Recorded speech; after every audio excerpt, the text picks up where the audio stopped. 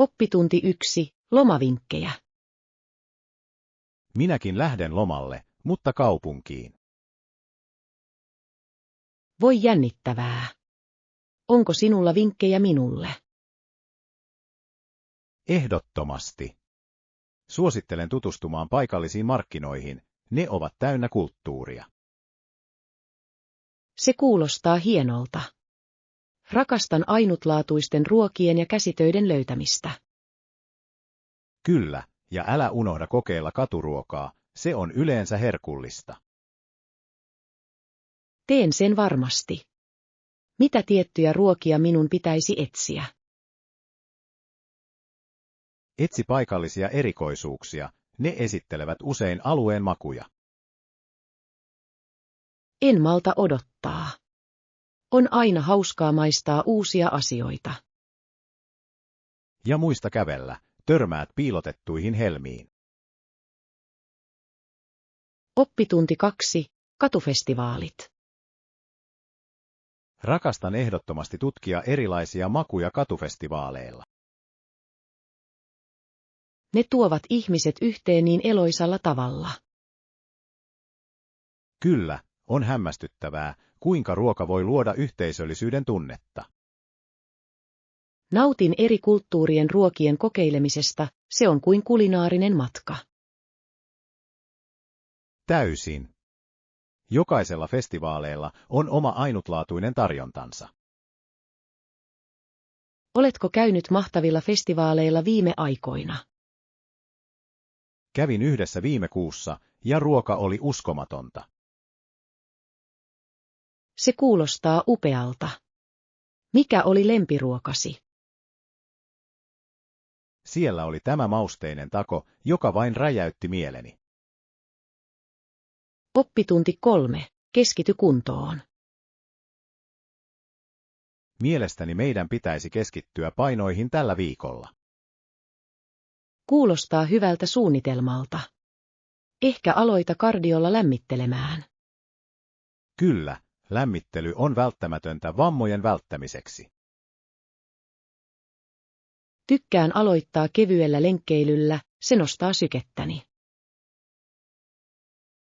Se on hieno idea. Sitten voidaan siirtyä voimaharjoitteluun. Täysin. Nautin vapaiden painojen käyttämisestä koko kehon harjoitteluun. Minä myös. Ne todella auttavat rakentamaan lihaksia tehokkaasti. Ja voimme rohkaista toisiamme ylittämään rajojamme. Ehdottomasti. On aina hauskempaa treenata yhdessä. Oppitunti 4. Fantasiasuositukset. Onko sinulla suosikki fantasiakirjailijoita, joita suosittelet? Ehdottomasti. Agatha Christie ja Arthur Conan Doyle ovat klassikoita. Ne ovat mahtavia valintoja. Heidän tarinansa on ajatonta. Kyllä, ja heidän mysteerinsä saavat sinut arvailemaan loppuun asti. Pidän siitä, kuinka he rakentavat jännitystä tarinoihinsa. Täsmälleen. Se tekee lukukokemuksesta niin mukaansa tempaavan. Oletko lukenut heidän vähemmän tunnettuja teoksiaan? Kyllä, jotkut niistä ovat piilotettuja helmiä, jotka ansaitsevat enemmän huomiota. Täytyy käydä tsekkaamassa ne. On aina hyvä löytää uusia tarinoita. Oppitunti 5. Juoksukokemus. Se oli hämmästyttävää. Mikä oli sinulle kokemuksen paras osa? Juokse ehdottomasti muiden kanssa, joilla on sama intohimo. Tuo toveruus tekee niin eron, eikö niin? Se todella tekee. Se luo yhteisöllisyyden ja rohkaisun tunteen. Tunsin itseni energiseksi vain ollessani osa tätä ilmapiiriä. Kyllä, kaikilta saatava energia tarttuu ja saa sinut tekemään parempaa. Oliko sinun mielestäsi haastavaa pysyä ryhmän tahdissa? Toisinaan, mutta muiden juoksijoiden tuki helpotti sitä. Rakastan, kuinka nuo kokemukset voivat motivoida meitä työntämään rajojamme. Oppitunti 6. Maataloustuotekilpailu.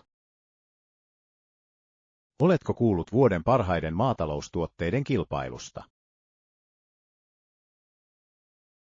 Kyllä, on kiehtovaa, kuinka se korostaa paikallista maataloutta.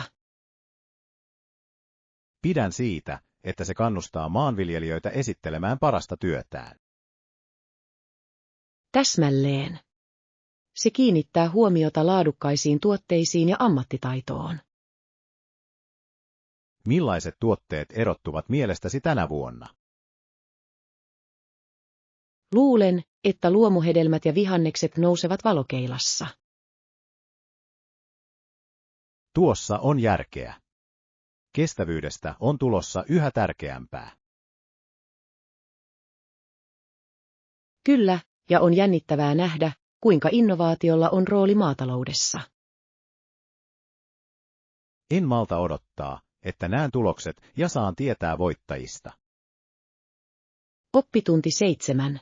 Virkistävä ympäristö. En malta odottaa matkaamme, se tulee olemaan meille virkistävä ja rauhoittava ympäristö. Täysin. Olen odottanut innolla pääseväni pakoon kaupungin hälinästä. Luonnon ympäröimänä oleminen auttaa meitä todella rentoutumaan, eikö niin? Kyllä, voin jo kuvitella lintujen rauhalliset äänet ja lehtien kahina. Se kuulostaa täydelliseltä rentoutumiseen ja mielen lataamiseen. Täsmälleen. Lisäksi voimme tehdä kevyitä vaellusretkiä nauttiaksemme maisemista. Se on hieno idea. Pieni harjoitus kauniissa ympäristössä on aina mukavaa. Kyllä, ja se on loistava tapa olla yhteydessä luontoon. Rakastan ajatusta siitä, että voisin vain istua järven rannalla ja nauttia näkymistä. Oppitunti 8. Klassinen tyyli. Mietitkö, minkä tyylin haluat uuteen paikkaasi? Kalistun klassiseen tyyliin lämpimässä väripaletissa. Se kuulostaa ihanalta. Klassiset mallit saavat tilan aina ajattoman tuntuiseksi. Kyllä, ja mielestäni se luo kutsuvan ilmapiirin vieraille. Onko sinulla mielessäsi tiettyjä värejä seinille? Harkitsen pehmeitä voiteita ja ehkä hieman laivaston sinistä kontrastia. Nuo värit näyttäisivät upealta yhdessä. Ne ovat niin tyylikkäitä. Olen samaa mieltä. Haluan tasapainottaa hienostunaisuuden ja kodikkaan tunnelman. Oletko miettinyt, millaisia huonekaluja haluat? Oppitunti 9. Yhdistyneiden kansakuntien sopimus. Vaikuttaa järkevältä päätellä, että YK:n tekemä salainen sopimus ei ole toiminut. Kyllä, jatkuvat konfliktit viittaavat siihen, että se ei saavuttanut suunniteltuja tavoitteitaan. On turhauttavaa, kun diplomaattiset pyrkimykset eivät johda kestävään rauhaan. Täsmälleen. Se herättää kysymyksiä tällaisten sopimusten tehokkuudesta. Mietin, mitä voitaisiin tehdä toisin tulevien neuvottelujen parantamiseksi. Se saattaa vaatia enemmän avoimuutta ja paikallisyhteisöjen osallistumista. Se on hyvä pointti. Paikalliset äänet voivat tarjota arvokkaita näkökulmia. Kyllä, ja luottamuksen edistäminen kansojen välillä on ratkaisevan tärkeää menestyksen kannalta. Toivon, että he oppivat näistä kokemuksista parempien päätöslauselmien luomiseksi. Oppitunti 10. Puhdistus ja järjestäminen. Hei, Oletko koskaan yrittänyt siivota ja järjestää asuintilaasi viikonloppuisin? Kyllä, minusta se on todella virkistävää. Se puhdistaa mieleni ja tilaani. Olen täysin samaa mieltä. Siisti ympäristö voi lisätä tuottavuutta. Täsmälleen. Tunnen aina onnistumisen tunnetta järjestämisen jälkeen. Onko sinulla vinkkejä aloittamiseen? Käsittelen yleensä yhtä huonetta kerrallaan välttääkseni oloni ylikuormitukselta. Se on fiksua. Pienille alueille keskittyminen tekee siitä hallittavamman. Kyllä, ja luon usein pinoja säilytettäväksi, lahjoitettavaksi ja hävitettäväksi. Se on hieno systeemi. Se auttaa tekemään nopeita päätöksiä. Oppitunti 11. Toiminnan suunnittelu. Täydellinen. Katson sen ja katson mitä toimintaa heillä on siellä. Se kuulostaa suunnitelmalta. Vaihtoehtoja on aina hyvä olla. Kyllä, haluan varmistaa, että voimme nauttia ajastamme täysillä. Olen samaa mieltä. Erilaisten aktiviteettien tutkiminen voi tehdä matkasta jännittävämmän. Onko jotain tiettyjä asioita, joita toivot löytäväsi? Haluaisin nähdä, tarjoavatko he ulkoilmaseikkailuja, kuten patikointia tai melontaa. Se olisi upeaa. Luonnossa liikkuminen on aina mukavaa. Kyllä, ja se on loistava tapa yhdistää ja luoda muistoja yhdessä. Täysin. Suunnitellaan täydellinen matkareitti, kun löydän vaihtoehdot. Oppitunti 12. Hauskaa yhdessä. Rakastan viettää aikaa ystävien kanssa, meillä on aina hauskaa yhdessä. Se on totta. Millaisia pelejä yleensä pelaat? Nautimme lautapeleistä ja joistakin videopeleistä vaihtelevuuden vuoksi. Lautapelit voivat olla niin hauskoja.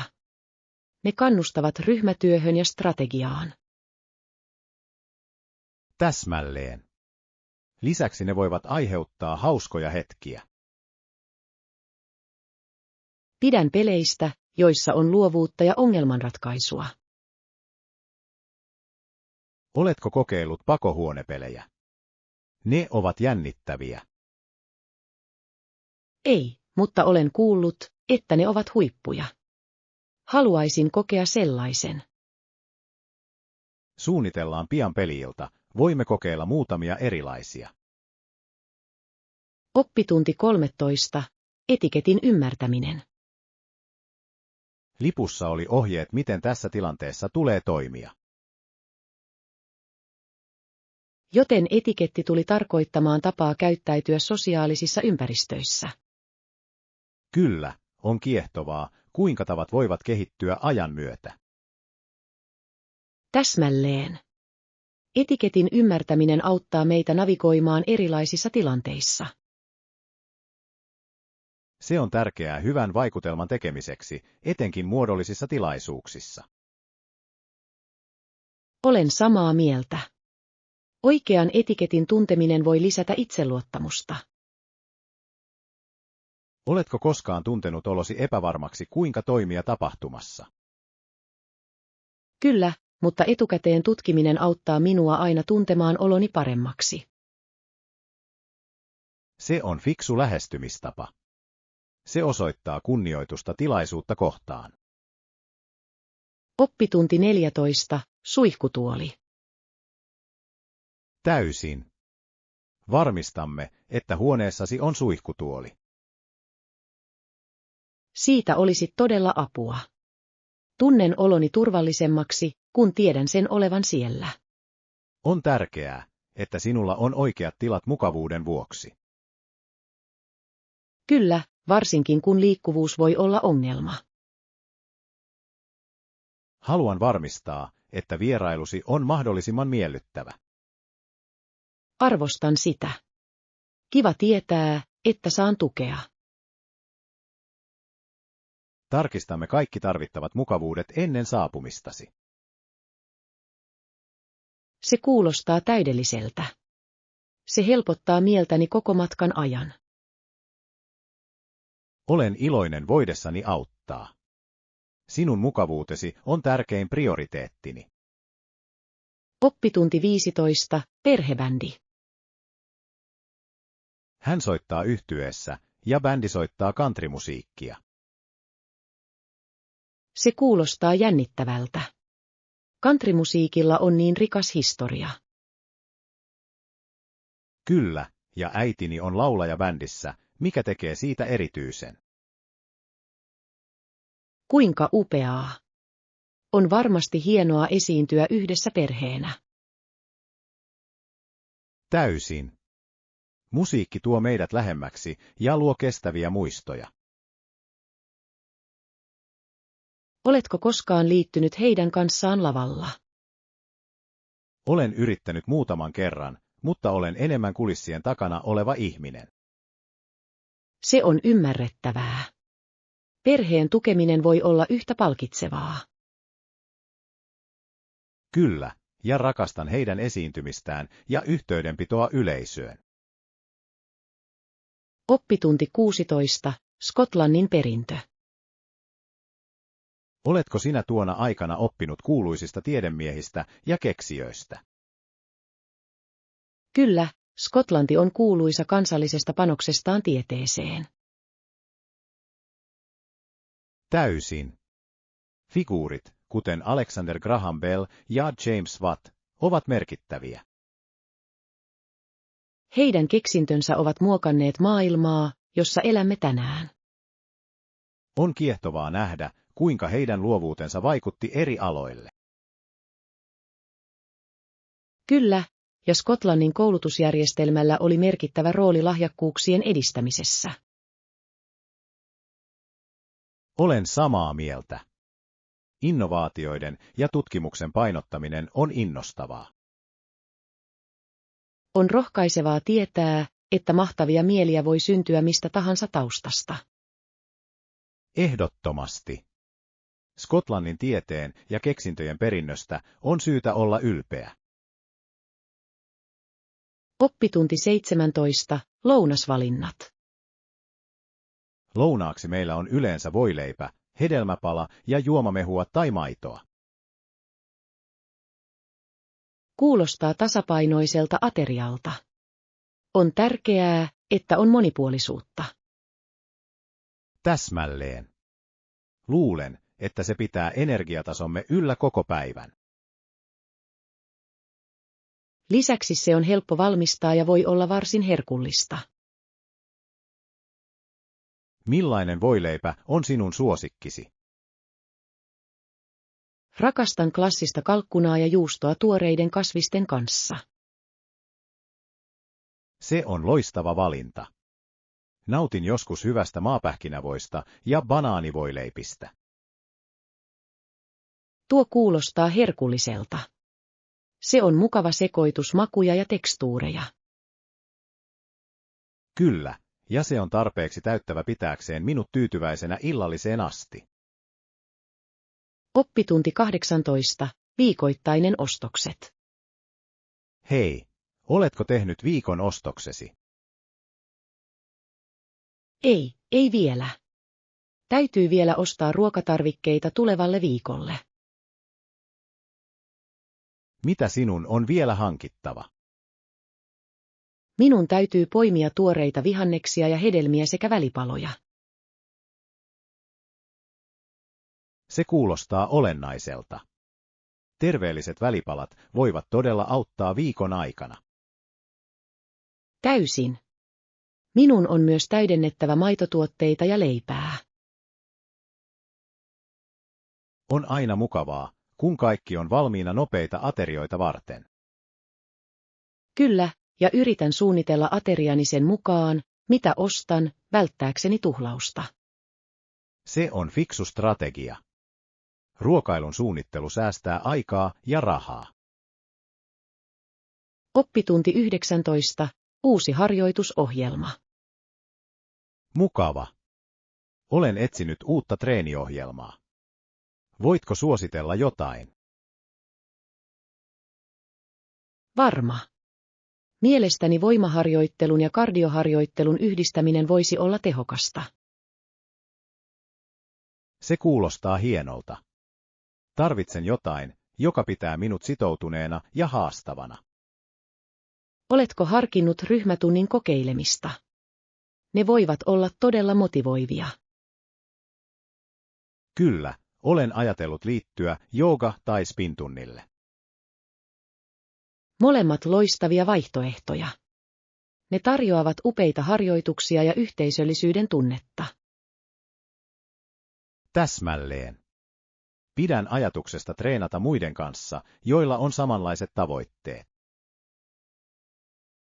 Se voi todella auttaa sinua pysymään sitoutuneina ja pitämään hauskaa. Aion ehdottomasti tutkia tunteja paikallisella kuntosalillani tällä viikolla. Oppitunti 20. Sopimusneuvottelut. Voisimmeko pidentää sitä 3 vuoteen? Kyllä, voimme neuvotella myös siitä. On tärkeää löytää termi, joka toimii molemmille osapuolille. Arvostan joustavuuttasi. Se antaa meille mahdollisuuden suunnitella pitkäjänteisesti. Täysin. Pidemmät sopimukset voivat tarjota vakautta kaikille osapuolille. Mitä muita kohtia meidän pitäisi mielestäsi käsitellä keskustelussamme? Meidän tulee myös keskustella mahdollisista muutoksista ehtoihin sopimuksen aikana. Se on hyvä idea. Sopeuttamiseen valmistautuminen voi auttaa välttämään tulevia konflikteja. Kyllä, ja se varmistaa, että olemme molemmat samalla sivulla eteenpäin. Olen iloinen, että voimme työskennellä yhdessä saavuttaaksemme yhteisen sopimuksen. Oppitunti 20. Vegaanivaihtoehdot. Kyllä, he tekevät. Heidän ruokalistallaan on erillinen osio vegaanisille ruuille. Se on upeaa. On hienoa nähdä enemmän ravintoloita, jotka noudattavat erilaisia ruokavalioita. Täysin. Se osoittaa, että he välittävät asiakkaidensa mieltymyksistä. Rakastan kokeilla uusia vegaanisia ruokia, ne voivat olla niin luovia ja maukkaita. Minä myös. On hämmästyttävää, kuinka monipuolista kasvipohjainen ruoanlaitto voi olla. Mikä on suosikki vegaaniruokasi, jota olet kokeillut tähän mennessä? Mielestäni hyvin valmistettua vegaanista karria on vaikea voittaa. Se kuulostaa herkulliselta. Nautin vegaanisista takoista, joissa on paljon tuoreita täytteitä. Ne ovat mahtavia. Katsotaan ravintola ja katsotaan, mitä he tarjoavat. Oppitunti 22. Historiallinen vaikutus. Heidän kokouksensa tunnettiin parlamentteina, ja kuninkaan oli jaettava valta. Se on mielenkiintoista. On kiehtovaa, miten hallinto kehittyy ajan myötä. Kyllä, se korostaa yhteistyön ja edustuksen tärkeyttä. Täsmälleen. Ajatus vallan jakamisesta on demokratian perusta. Mitä haasteita heillä oli mielestäsi silloin? Kuvittelen, että vallanpitäjistä oli erimielisyyksiä ja ristiriitoja. Ehdottomasti. Vallan tasapainottaminen ei ole helppoa, varsinkaan monarkiassa. On vaikuttavaa, kuinka nuo historialliset päätökset muovasivat nykyaikaista hallintoa. Kyllä, menneisyydestä oppiminen auttaa meitä arvostamaan nykyisiä järjestelmiä. Oppitunti 23. Reittiohjeiden kysyminen. Anteeksi, voitko auttaa minua löytämään museon? Varma. Mene suoraan ja käänny sitten oikealle seuraavassa risteyksessä. Kiitos. Onko se kaukana täältä? Ei, se on vain muutaman korttelin päässä. Näet sen vasemmalla puolellasi. Se on hienoa tietää. Arvostan apuasi. Ei hätää. On aina mukavaa auttaa apua tarvitsevaa. Odotan todella innolla museokäyntiä. Tulet rakastamaan sitä. Heillä on kiehtovia näyttelyitä. Kiitos vielä ohjeista. Tarkistan sen varmasti. Oppitunti 24. Poliisin läsnäolon tarkkaileminen. Joskus näen poliisiautoja tien reunassa. Kyllä, on mielenkiintoista, miten heillä on rooli turvallisuuden ylläpitämisessä. Minusta tuntuu turvalliselta, kun tiedän, että he ovat lähellä. Täysin. Ne tarjoavat turvallisuuden tunteen yhteisössämme. Luuletko, että heidän läsnäolonsa vaikuttaa ihmisten käyttäytymiseen? Uskon, että tekee. Usein se rohkaisee ihmisiä noudattamaan sääntöjä. Se on totta. Se on muistutus siitä, että lainvalvontaviranomaiset tarkkailevat aina. Kyllä, ja se osoittaa myös yhteisön tuen tärkeyden poliisille. Täsmälleen. Positiivinen suhde voi parantaa yleistä turvallisuutta. Oppitunti 25. Koulutarvikkeet. Tuossa hyllyssä on teroitin. Hienoa. Tartutaan niihin, tarvitsemme niitä koulutarvikkeihimme. Täysin. Teroitin on aina kätevää. Kyllä, varsinkin kun meillä on paljon kyniä käytössä. Luuletko, että meidän pitäisi saada muutama ylimääräinen varmuuden vuoksi? Se on fiksu idea. On parempi valmistautua kaikkeen. Lisäksi ne ovat yleensä edullisia, joten miksi ei varastoisi? Täsmälleen. Pidän aina varmuuskopiosta välttämättömistä tarvikkeista. Otetaan ne ja katsotaan listaamme. Oppitunti 26. Perheen lukeminen. Aion ostaa kirjoja perheenjäsenilleni, he rakastavat lukemista. Se on niin harkittu ajatus. Kirjat ovat upeita lahjoja. Olen samaa mieltä. Se osoittaa, että välität heidän etuistaan. Onko sinulla mielessä kullekin henkilölle tiettyjä genrejä? Kyllä, siskoni rakastaa thrillerejä, kun taas veljeni mieluummin fantasiaa. Ne ovat mahtavia valintoja. Entä vanhempasi? Luulen, että he nauttivat jostain historiallisesta fiktiosta tai elämäkeoista. Ne ovat loistavia vaihtoehtoja. Ne voivat olla sekä viihdyttäviä että opettavia. Täsmälleen. Haluan valita jotain, joka kiinnostaa heitä. Oppitunti 27. Kiehtova antiikin Kreikka. Vau, muinainen Kreikka on aina kiehtonut minua. Se on hienoa. Heidän historiassaan ja kulttuurissaan on niin paljon tutkittavaa. Täysin. Filosofia, taide ja arkkitehtuuri ovat kaikki niin kiehtovia. Kyllä, ja heidän jumaliensa ja sankareidensa tarinat ovat myös kiehtovia. Haluaisin joskus käydä historiallisissa kohteissa, kuten Akropolis. Se olisi upea kokemus. Näiden raunioiden näkeminen henkilökohtaisesti on listallani. Lisään sen myös listalleni. Mitä muuta pidät kiehtovana? Olympialaiset alkoivat antiikin Kreikassa, mikä on uskomatonta ajatella. Kyllä, on kiehtovaa, kuinka tämä perinne jatkuu tähän päivään asti.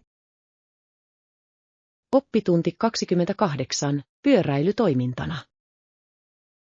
Jos haluamme pysyä aktiivisina, entä pyöräily? Se kuulostaa mahtavalta idealta. Se on loistava tapa nauttia ulkoilmasta. Täysin. Lisäksi se on vähävaikutteinen harjoitus, jonka kuka tahansa voi tehdä. Kyllä, ja voimme tutkia uusia polkuja samalla kun saamme raitista ilmaa. Tiedätkö hyviä pyöräilyreittejä lähistöllä? Olen kuullut kauniista polusta, joka kulkee joen varrella. Se kuulostaa täydelliseltä. Ratsastus vedessä voisi olla niin virkistävää. Kyllä, ja saatamme jopa havaita villieläimiä matkan varrella. Rakastan sitä ideaa. Suunnitellaanpa sille päivä pian. Oppitunti 29. Opiskelijatyöt. Jotkut opiskelijat todella nauttivat osa-aikatööstään, vai mitä? Kyllä, erittäin paljon. Heidän mielestään nämä työt ovat miellyttävä tauko opiskelusta. On mielenkiintoista, miten työ voi tarjota toisenlaisen näkökulman elämään. Täsmälleen. Se auttaa heitä kehittämään taitojaan ja tapaamaan uusia ihmisiä. Mutta kaikki opiskelijat eivät ajattele samalla tavalla työnteosta opiskelun aikana. Se on totta, joidenkin mielestä molempien tasapainottaminen on stressaavaa. Kyse on oikean tasapainon löytämisestä, joka toimii jokaiselle yksilölle. Olen samaa mieltä. Ne, jotka nauttivat työstään, tuntevat usein olevansa tyytyväisempiä. Kyllä, ja se voi myös auttaa heitä taloudellisesti, mikä on bonus. Oppitunti 30. Matkustaminen lentokoneella.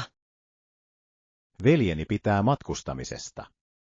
Hän nauttii lentämisestä lentokoneissa.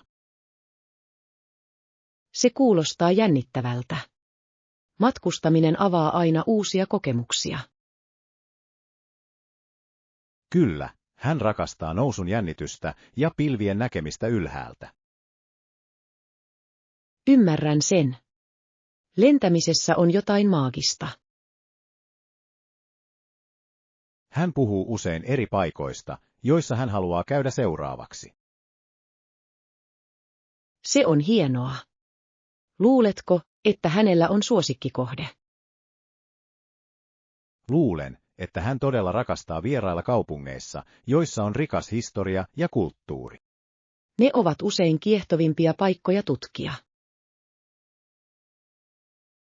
Täysin. Toivon pääseväni joskus hänen kanssaan johonkin hänen seikkailuistaan. Oppitunti 31. Yritysyhteistyö. Kyllä, uskon, että yrityksemme voivat hyötyä yhteistyöstä.